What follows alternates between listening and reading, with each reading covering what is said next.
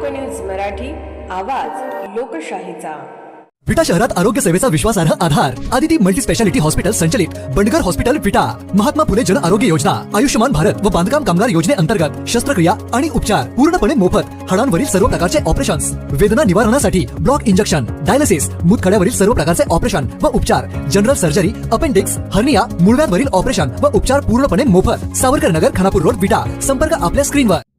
विटा शहर स्वच्छतेत अव्वल स्थान मिळवण्यासाठी नगर परिषदेने कंबर कसली आहे। यासाठी आरोग्य विभागाची महत्त्वपूर्ण आढावा बैठक पार पडली। आरोग्य सभापती भालचंद्र भैया कांबळे यांच्या अध्यक्षतेखाली झालेल्या बैठकीत शहरातील स्वच्छतेचा विभागनिहाय आढावा घेण्यात आला।